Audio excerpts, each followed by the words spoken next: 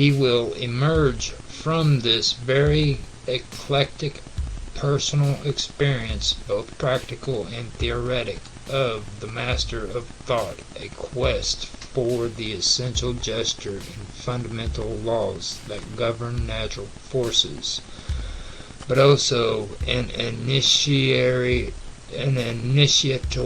and utopian vision of the Superman in a Nietzsche sense.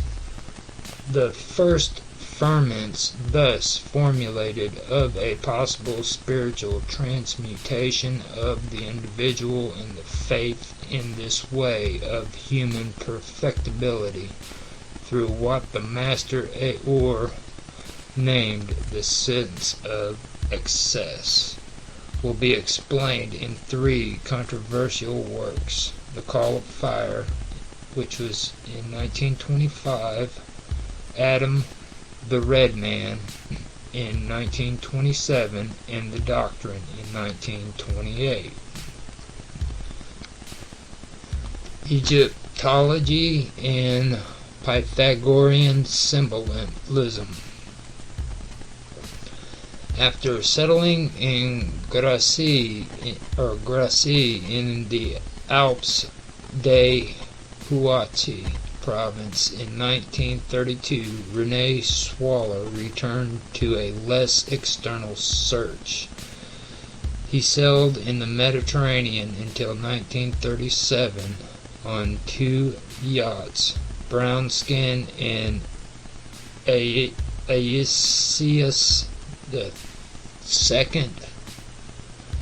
to the sources of the Hermetic thought of the ancients, from Algeria to Greece, passing by a long halt in Mallorca, in the monastery where lived the author of Ars Brevis, Raymond Lull, 1232 to 1315. He soon obtained for himself and his family a visa for Egypt from King Farouk just before the Second World War.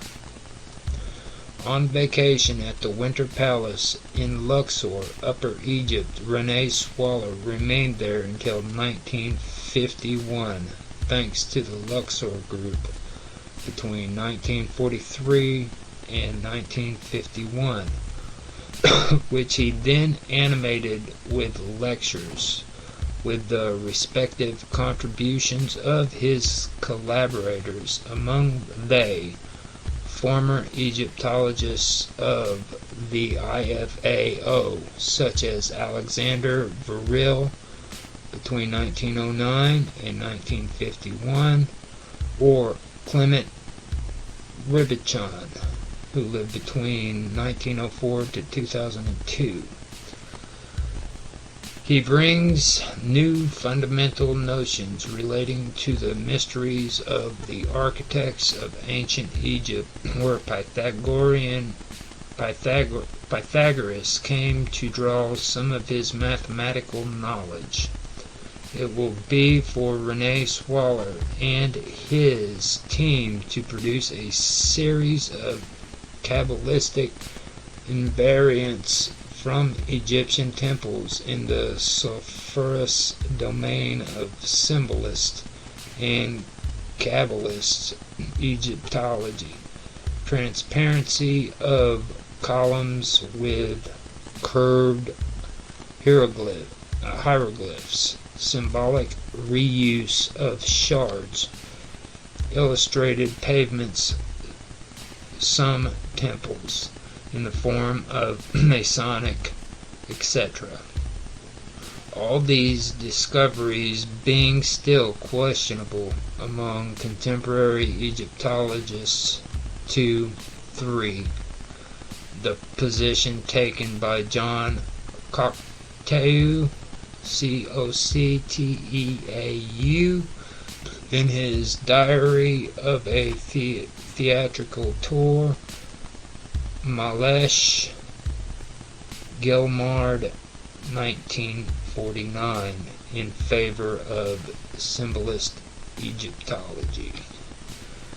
Settled permanently in the Mas de Cagagno near Grasse in 1952 until his death, René Swallow will try to perfect, surrounded by his wife, his son-in-law, John Lammy,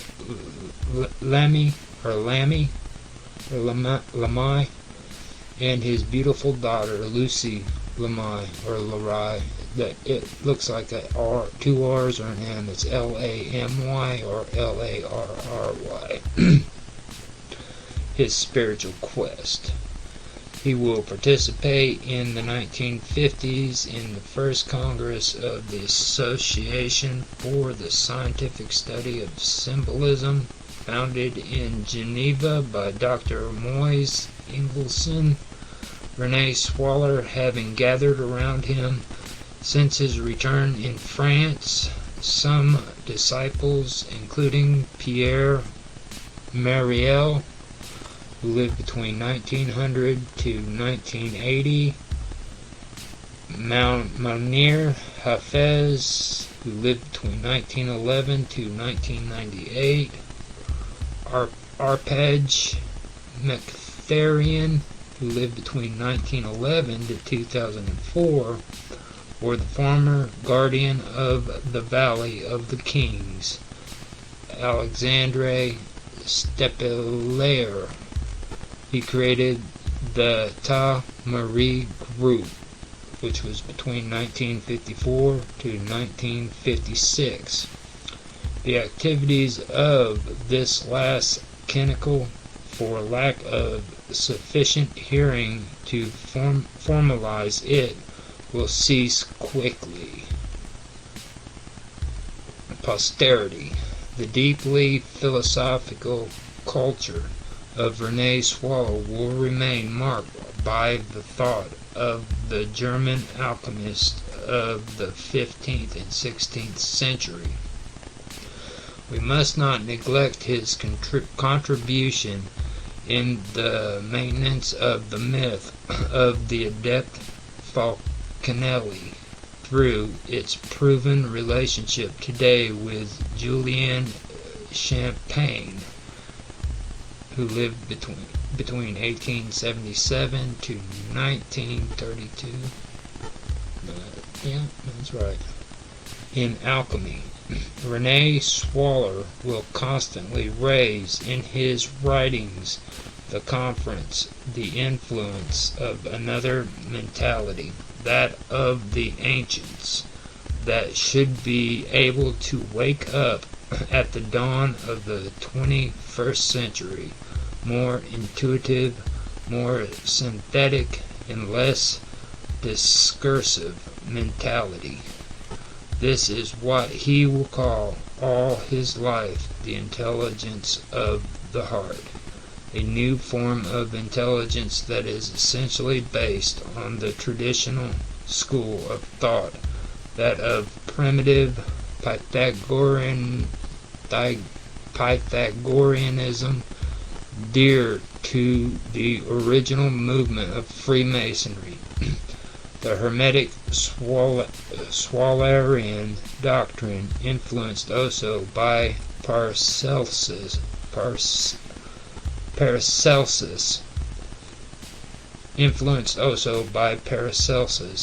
will be the so-called anthropocosmic one, whose education base is symbolic and its natural signatures.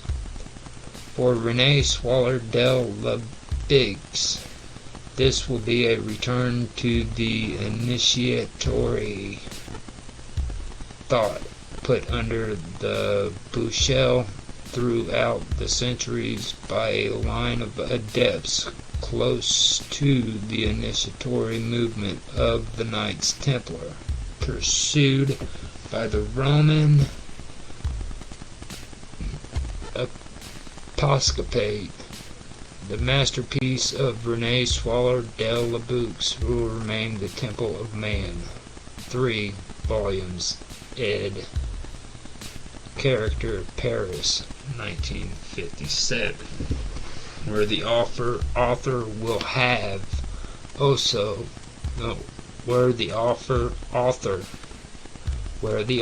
will have been able to reveal the amplitude of his anthropo-cosmic doctrine on a philosophical level, but also by scholarly mathematical demonstrations related to the golden ratio, with the thesis of an ancient Egypt rooted in the theocratic mysticism based on a sacred geometry. Main works. From the Symbol and Symbolic, La Cambre, Paris, 1960. Study on the Numbers Bookstore of Independent Art, Paris, 1970. Risu Axis, Monday. ISBN 2905-9670-080. Egyptian Tarot Game. Gutenberg reprint, J.C. Bailey, Paris, 1988. ISBN 28655405154. The Doctrine, Private Edition, Montpellier, St. Moritz, 1928. Reissue, Axis Mundi. ISBN 2905-96703X. The Call of Fire, Montpellier, St. Moritz, 1926. Reissue, The Emerald Table. ISBN 291494607. The Egyptian Miracle Call, Homo Sapiens, Flammarion, Paris, 1963. Reissue, Call, Field, ed. Flammarion, ISBN 20808-10316. The King of the Pharaonic Theocracy, Call, Homo Sapiens, Flammarion, 1961. Reissue, Champ, ed. Flammarion, ISBN 2082102149. Dissertation of a Pharaonic Stela, IMPR. Schindler, Cairo, 1946. Reissue, Call. Mundus Imaginalis, ed. Tricorn, Geneva, 2004. ISBN 9-782829-302770. The Temple and Man Volumes, IMPR. Schindler, Cairo, 1949. Reissue, Derby Books. ISBN 284454086. The Temple of Man, 1957. 3 vols in box set.